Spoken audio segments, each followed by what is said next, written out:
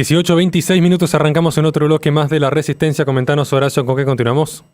Yo hoy día quería hablar de un tema muy delicado, muy complicado, que va a ser un gran parteaguas. Es decir, hoy vamos a tener un tema que va a dividir la opinión pública e incluso va a dividir la opinión entre católicos. Estarán aquellos que consideran que es imposible que algo pueda malir sal dentro de la iglesia, y estarán aquellos que tienen una visión un poquito más conservadora, un poquito más ortodoxa, un poquito más a la antigua usanza, que lo van a tomar como esto un nuevo suceso nefasto en los últimos años. Y es que el cardenal Blaise Cupich, arzobispo de Chicago, es una de las figuras que ciertamente representa el progresismo internacional dentro del clero. Y no podemos negar de que está teniendo una relevancia muy particular en la opinión pública de Estados Unidos y también del mundo. Recientemente ha publicado un artículo en el sitio web de Outreach donde dice, y cito textualmente, que es una referencia para los católicos LGBT, el modelo de apostolado y el modelo de servicio que lleva adelante la Iglesia en los últimos 10 años. En este artículo, donde claramente y no es casual, se da en una página web que es promotora del progresismo, en este artículo el cardenal de Chicago explica en primer lugar que el clero no debe presumir de saber más que los fieles, es decir, quiere realzar lo que llamamos la voluntad popular del laico. Y da un ejemplo en forma de consejo proporcionado por el cardenal Luis Ladaria Ferrer a los obispos norteamericanos.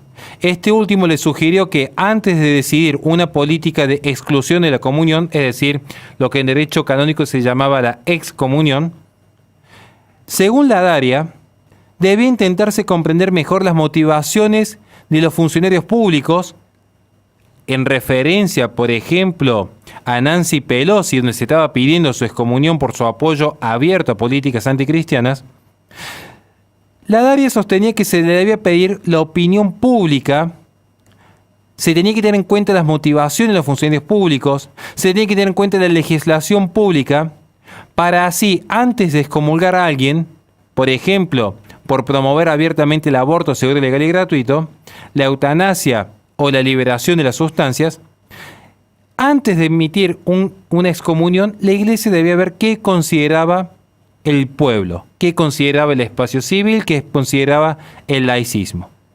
Y este consejo difumina completamente lo que es la línea entre lo objetivo y lo subjetivo, entre lo personal y lo social. Porque aquí pareciera que simplemente un funcionario público, aun cuando comete un acto anticristiano, si él dice que subjetivamente es cristiano, se autopercibe cristiano, pero que por sus funciones obra contra el cristianismo, según Ladaria, según Cupich, debería permitírsele que siga en plena comunión con Roma.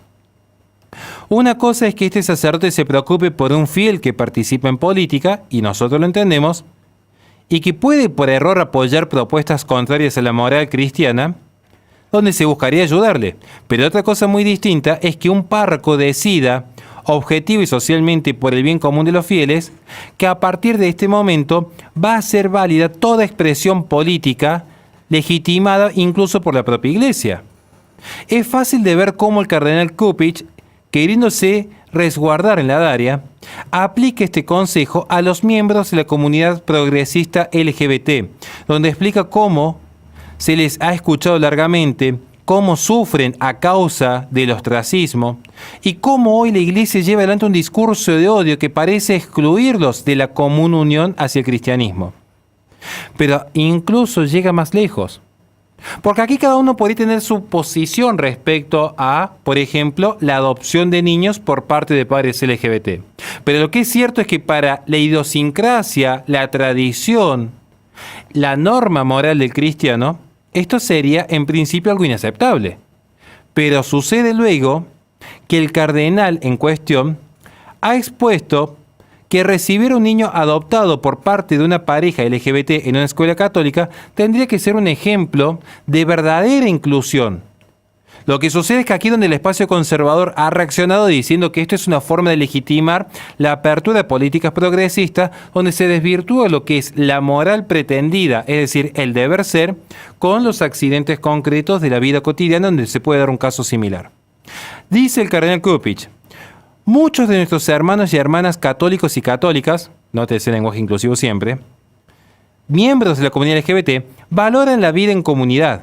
Están convencidos de que tienen algo no solo que recibir, sino también que dar y que debemos reconocer y acoger como iglesia. Muchas personas de la comunidad LGBT también aprenden y saben lo que es el amor sacrificado cuando asumen el papel de padres de niños que de otro modo no tendrían hogar. Básicamente este cardenal está promoviendo lo que grandes pensadores como por ejemplo Agustín Laje, Nicolás Márquez, Miklos Lukács, Pablo Mieres y Turrieta han estado intentando combatir en América desde hace años, que es la apertura a la adopción por parte de padres homosexuales. Lo que llevó en Europa al negocio de Men Having Babies, por ejemplo, que es cuando ya se empieza a vender por catálogo embriones a padres solteros u homosexuales, donde se garantiza por contrato que ese cigoto no tiene ni síndrome de Down ni síndrome de Tourette, donde se alquila un vientre para la maternidad subrogada y donde se ofrecen los papeles con la nacionalidad libre que se ofrece desde Ucrania hacia el resto de Europa. Esto es lo que ya está pasando en Europa. Y este es el modelo de negocio que se quiere trasladar ahora a América, pero empieza culturalmente a legitimarse mediante este tipo de mensajes. Lo que estamos diciendo aquí entonces es que en ningún lado, si vamos a la iglesia, en ningún lado se reconoce que se deba excluir a algún pecador. Al contrario, se los debe acoger, se los debe cuidar, se los debe guiar, porque todos somos pecadores. Pero la iglesia exige que haya un arrepentimiento y una sujeción a esa moral bimilenaria instaurada por nuestro Señor Jesucristo. Pero volviendo entonces a la cuestión de la adopción, aquí lo que se intenta es pervertir el mensaje cristiano, que mediante la idea de inclusión, lo que se termina incluyendo es también el mal. Y este es el problema, que se cae en un discurso propiamente postmoderno donde no hay diferencia ni entre lo bueno ni lo malo, sino la indiferencia total. Aquí tenemos que ver justamente cómo esto va en contra de lo que sostuvo, por ejemplo, la Congregación para la Doctrina de la Fe en el año 2003, donde dijo el texto de la Iglesia en aquel momento, obviamente con Benedicto XVI a la cabeza. La integración de niños en uniones homosexuales por medio de la adopción significa someterse, de hecho, a la violencia de diversos tipos, aprovechando la debilidad de los niños para introducirlos en un ambiente que no favorece su pleno desarrollo humano. Tal práctica sería sin duda gravemente inmoral y en flagrante contradicción con el principio también reconocido por la Convención Internacional de las Naciones Unidas sobre los Derechos del Niño, de que el interés superior de los mismos debe protegerse en todos los casos donde el infante es la parte más débil e indefensa. Entonces, esto es lo que hoy está dividiendo la opinión del pueblo católico en Estados Unidos. Un pueblo católico en Estados Unidos que, por cierto, ya viene en un conflicto marcado, porque recordemos que aquí hubo una jugada política por demás interesante. Donald Trump ha enviado a la Santa Sede como embajador a uno de sus principales activistas, a un férreo defensor de las políticas de derecha. Adivinen quién fue designado recientemente como obispo y cabeza en Washington.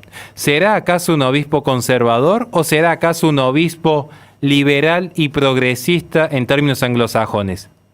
Imaginen ustedes cuál fue la respuesta de la Santa Sede ante la presencia de un embajador profundamente conservador. La respuesta es obvia. Hoy Washington ya tiene a la cabeza de su iglesia a uno de los obispos más progresistas que hay, en consonancia con Blaise Cupich. Esto para ver cómo se divide hoy el pueblo norteamericano en materia de fe. Pero cada uno tiene la libertad de opinar y pensar como desee. Bienvenidas sean las críticas, siempre que sean del respeto, porque aquí se expone nuevamente lo difícil que es tratar de conciliar justamente la convicción religiosa con un mundo moderno que se encuentra totalmente desarmado. Nada más y muchísimas gracias. Le recordamos a la gente que este programa se sube al canal de YouTube.